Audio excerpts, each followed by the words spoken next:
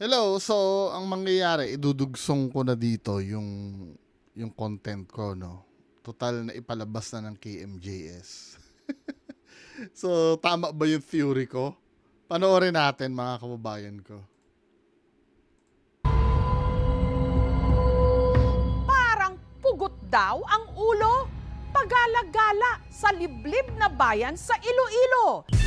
Sa ulo ng mga balita, napatawag ng pari sa Corny, no? Sa ulo ng mga balita. takot ang mga tiga New Lucena sa Iloilo matapos kumalat ang videong ito. Sa gitna kasi ng isang madilim na kalsada, may na-videohang naglalakad. Parang nakasuot ng sutana na para raw sa pare. Kita ko yun. May ulo naman eh, hindi lang talaga siya kita.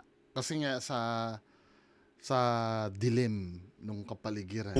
Puti nga t-shirt, nga ano ka. Dahil mga ganitong kumuha ng video. Alam na yan, men eh. Pero tingnan natin. Ang parigid na. Pero ang nagpatayo palalo ng kanilang mga balahibo ang sinasabi nilang parang pare sa video, di umano. Pugot ang ulo at tuluyan na raw sumakit ang kanilang ulo sa kakaisip kung paanong ang paring parang pugot ang ulo sa gitna ng dilim, bigla rin lang naglaho. Hindi naman. Masyado na kasing malayo yun. Pero may made up mo pa rin kung saan siya naroon. Aba, Ginoong Maria, gaano katotoong may pagala-gala talagang paring pugot ang ulo sa Iloilo? Ang video, kuha ni Jonel, hindi niya tunay na pangalan, sa kahabaan ng kalsadang ito sa Barangay Pasil. Sa jagid ng lapi, pag nakita ko mga gwa, diyan gid na Nakita ko tambay po siya. nagpanaw. Paglabas at dito rin po siya naglalakad-lakad. Siya nga lulot. Nawala na lang siya noong lumiko na Tang siya. lagit sa blaw nga golpe nagdura pagliko na. Naglaimot siya ko ay Parang hinimatay na po ako sa hilo at kinabahan. galing gid ulo ko. Nga matumban ako kalingin blaw. Estoryahe. Hindi ako convinced. Hindi kayo kung maniniwala kayo, no? Okay lang. Alas 3 ng madaling araw Ito o yung kwento saktong witching hour o yung oras Talaga saktong alas kung 3. kailan di umano pinakaaktibo ang mga kaluluwa at mga multo nung napadaan daw siya sa bahaging ito ng kanilang barangay. Bumili ako sa 24 hours. Bumili doon siya sa 24 hours sa tindahan para ma-justify kung bakit siya nandoon ng time na yon. Nag-stop ako sa motor ko. Nakita ko siya sa kilid, yung karsada. Di ka tindog. Talagang Walang kahig, galot ang gitna. Tapos wala ulo. Lingin ulo ko. wala daw paa, kitang-kita yung paamin Sagang eh. lang ay sakit ng mga lingin. Ba't iba na yung timpla ng video dito sa pinost ng KMJS? Tingnan natin ha. Do sa post ng KMJS. Parang iba na yung dating ng video. Wait lang ha. Kasi do sa video kanina nung ni-replay ko, nakita yung paa eh. Kapuso mo, Jessica Soho.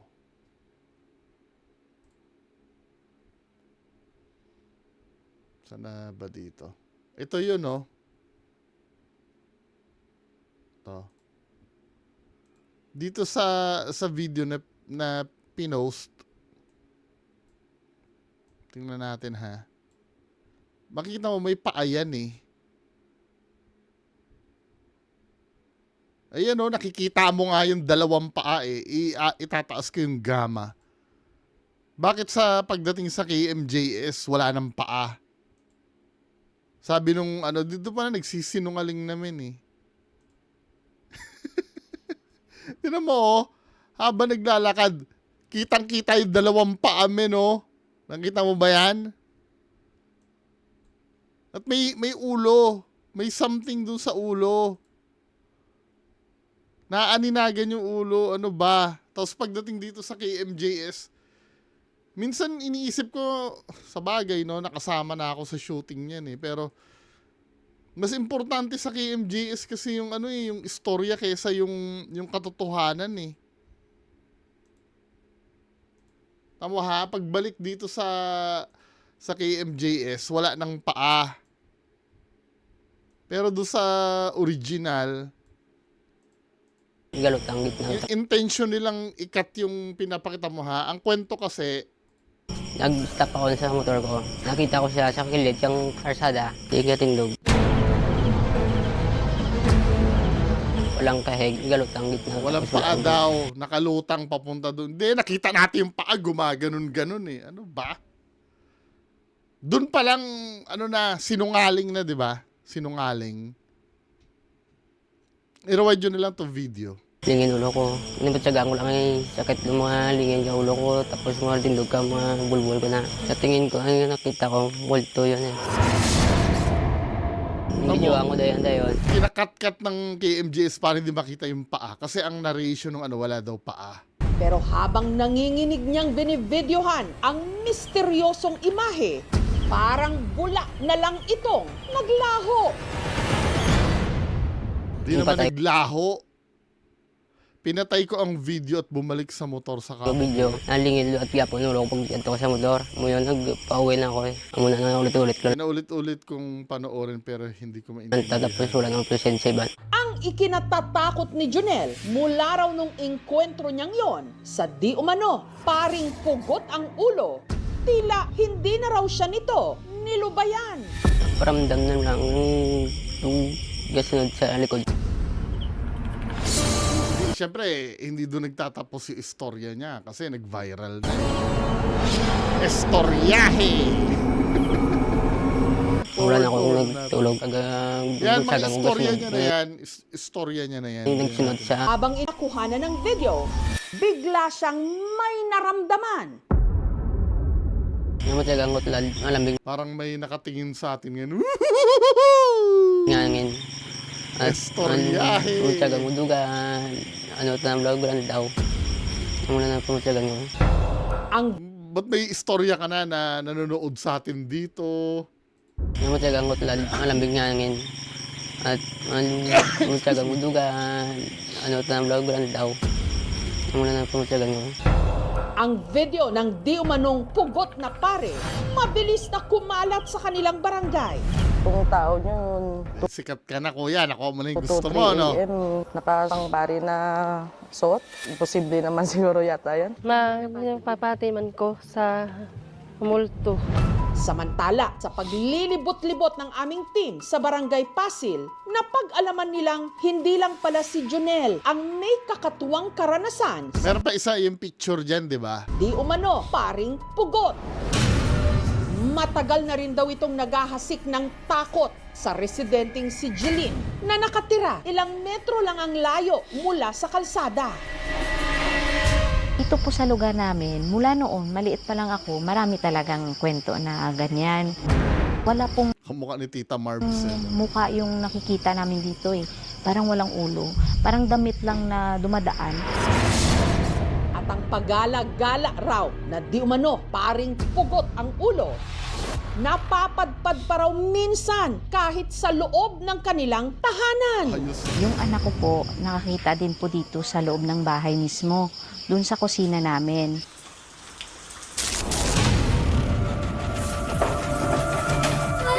Halos mabali.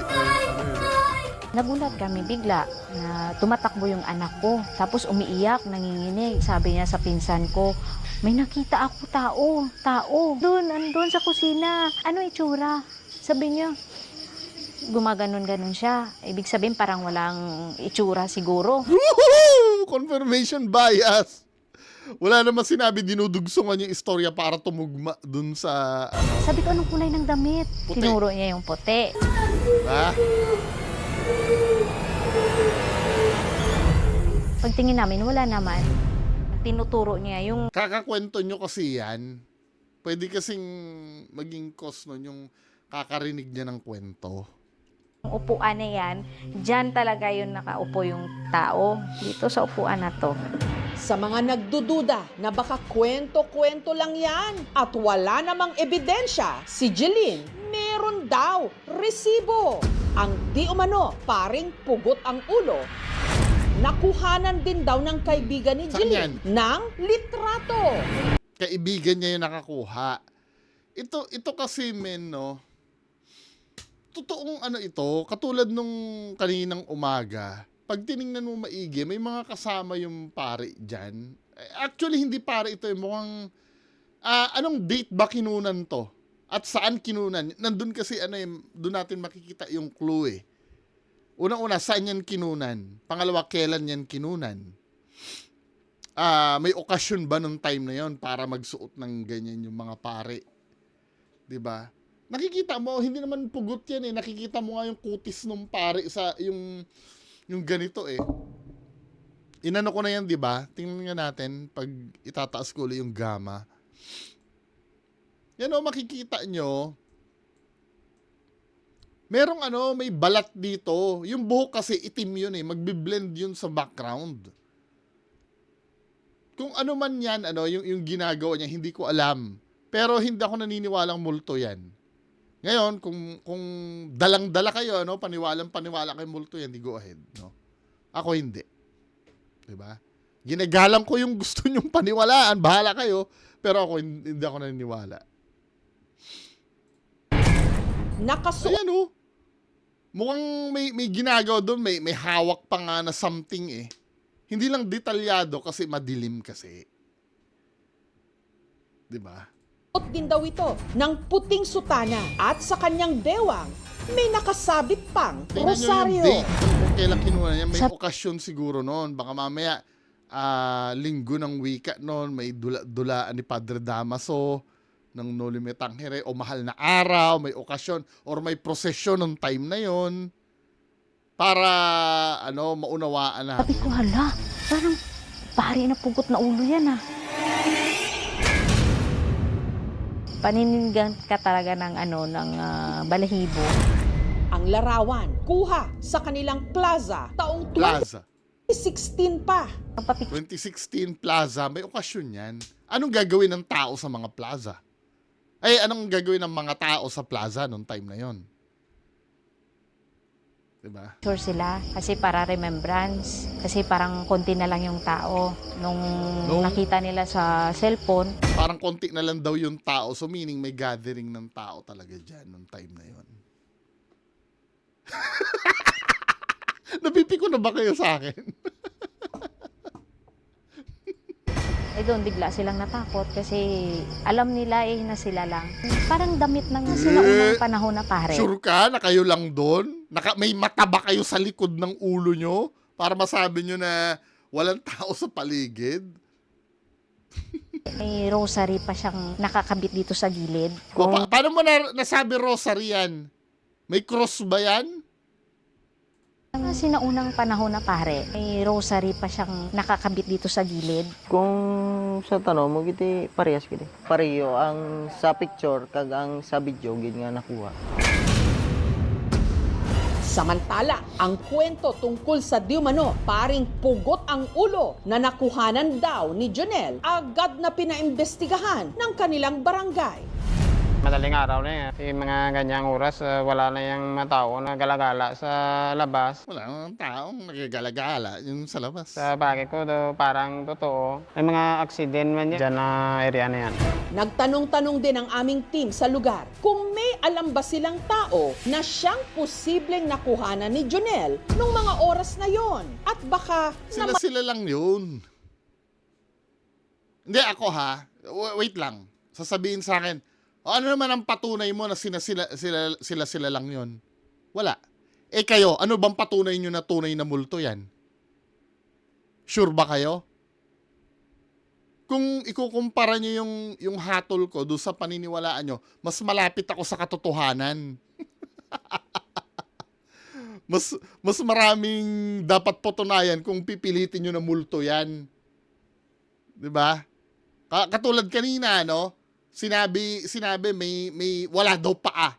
Eh nung nireplay natin yung original footage, may nakikita kang gumaganong-ganon na paa doon sa ilalim, kinat ng KMJS para hindi makita. Di ba?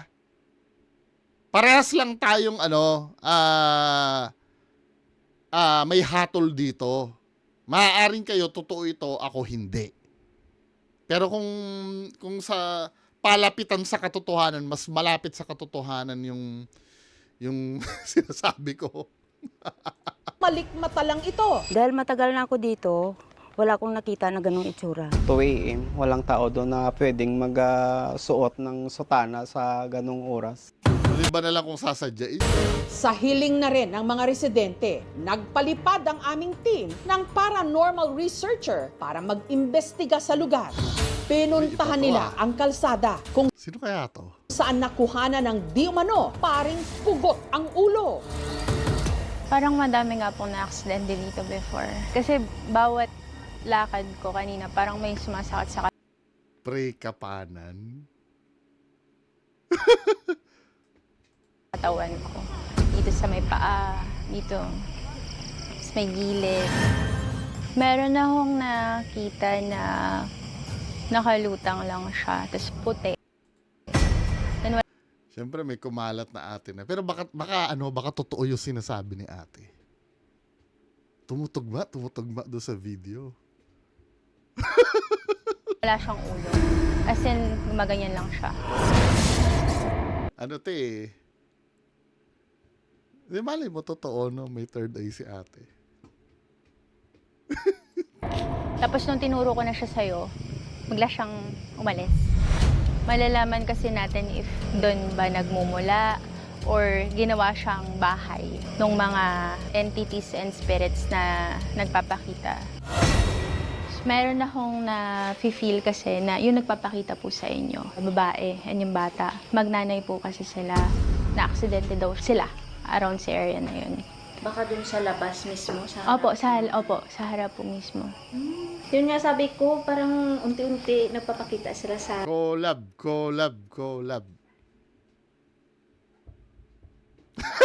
akin. Hindi naman daw sila nandito para mang-harm. Yung ibang spirits kasi, nag-shape shifter din sila. Pakiramdam ko hindi talaga siya Siguro para kay ate ba totoo yung yung multo na yon? Baka nga totoo no. pare. Iba't ibang tao, depende kung ano yung gusto nilang ipakita. Maaaring yung nakikita ni ate totoo. Malay mo no, mukha naman legit si ate. Pero yung yung case, baka ibang case ito no. Pero still naninindigan pa rin ako na hindi siya totoo. 'Di ba? Hindi kayo, pwede naman kayo manindigan na totoo 'yun, yung video. Wala rin naman sinabi si ate na totoo 'yun na kuna ng video. Ang sinabi niya lang may nararamdaman siya doon sa lugar, 'di ba? Pero tingnan natin ito mga video experts na magsabi. Isinangguni rin namin ang nakuha ng video at litrato sa isang eksperto. Itong video na to is hindi po to edited or hindi naman po mukhang AI. Ito pag narinig kasi yon na hindi edited, ay di totoong multo yon. No. Kailangan isipin nyo muna, ang tinutukoy kasi, sa pagdidebunk kasi, ang unang tinutukoy muna yung video. Kung yung video ba tampered ba yon. Ngayon medyo mahirap na kasi may AI na, di ba? Ang dami na nabibiktima sa AI. Pero pag matagal ka nang tumitingin ng video kasi, may mararamdaman ka doon na AI yun eh. Okay. Pag sinabi na legit yung video, hindi nangangahulugan na legit yung multo. Ibig sabihin nung video expert, legit ito na walang alteration. Hindi siya inedit. Diba? Pwede naman kasing nagpa-costume si kuya, nagsuot ng, actually, tingin ko nga hindi ng sutana to, mukhang kumot pa to na puti eh. Yan ang tingin ko. Kasi nangyayari kasi yan. Sila 88 nga gumawa niyan eh. Kapre daw, ganyan itsata mo ha. May mga bugok talaga na ano na YouTuber na ewan ko, vlogger ba yung si Kuya? Pero sa 88 may mga bobong videos din na ginawa na ganyan eh. Ito katulad nito no kay 88 to ha. Ang sabi niya daw, ay putang ina. Hindi to, dito.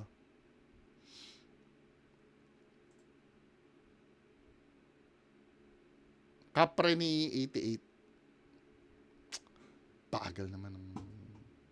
Ah!